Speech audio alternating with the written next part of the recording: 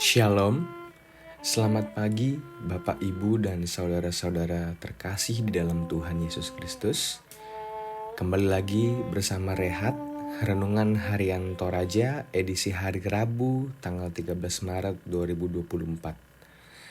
Tema Rehat yang akan kita baca dan renungkan, yaitu Pujian bagi Kebaikan Tuhan, yang terambil dari kitab Mazmur pasal 107 ayatnya yang pertama hingga ayatnya yang ke-16.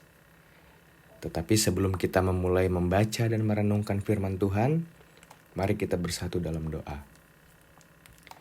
Bapa kami yang bertahta di dalam kerajaan sorga, kembali lagi kami Tuhan tunduk di hadapan hadirat-Mu atas segala kasih dan penyertaan-Mu yang selalu Engkau nyatakan dalam kehidupan kami.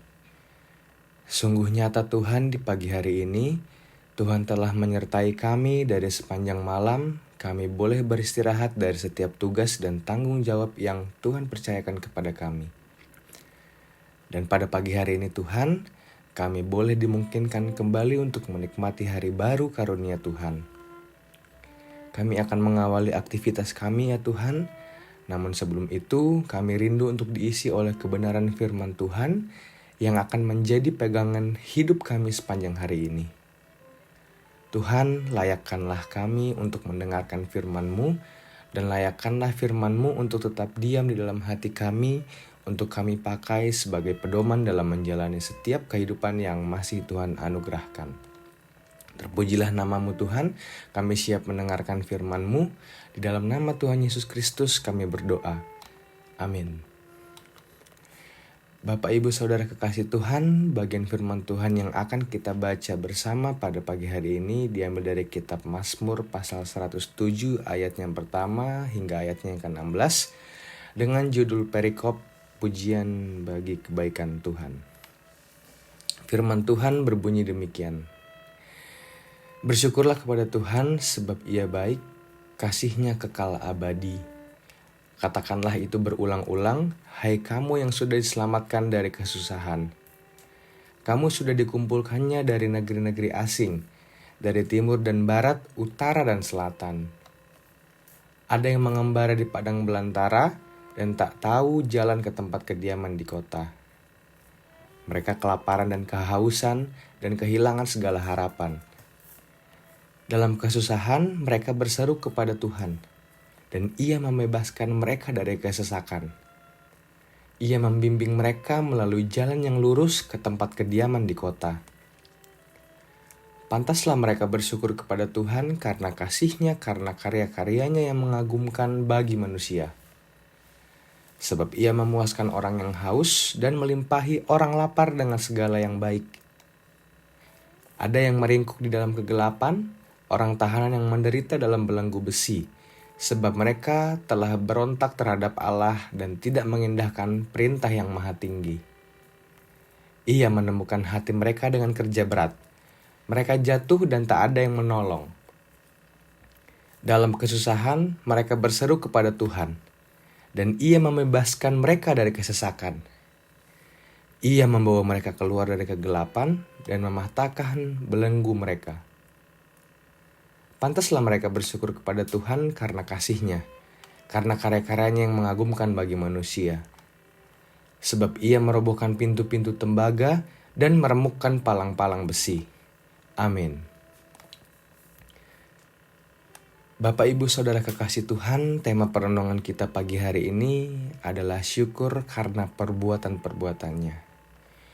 Kata bersyukur dalam bahasa Ibrani berasal dari kata todah yang berarti orang yang mengangkat tangan dan memuji.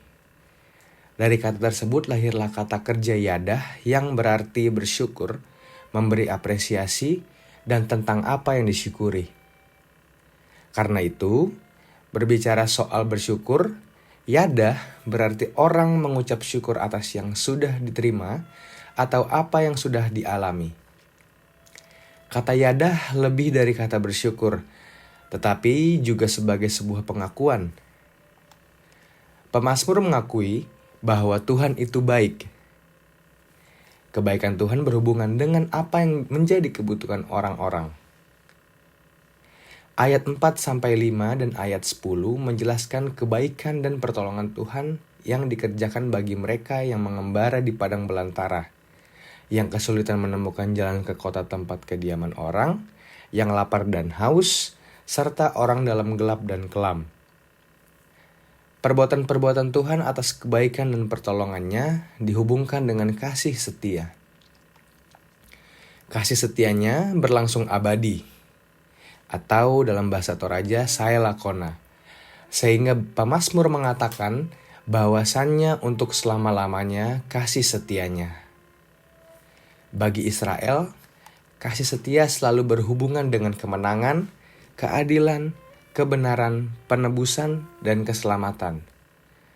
Dalam kesulitan yang dialami umat, Allah melakukan penebusan untuk menempuh jalan lurus, memuaskan jiwa yang dahaga, dan jiwa yang lapar dikenyangkan.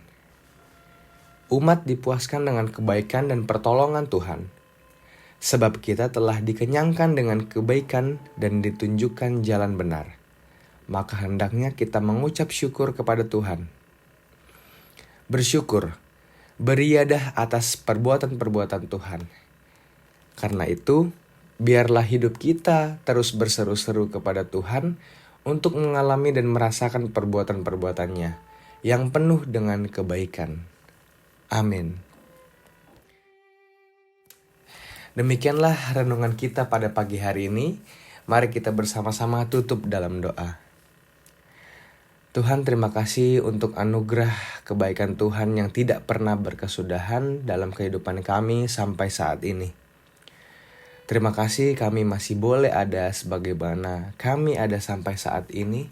Dan terima kasih untuk firman Tuhan yang telah menyapa kami di pagi hari ini.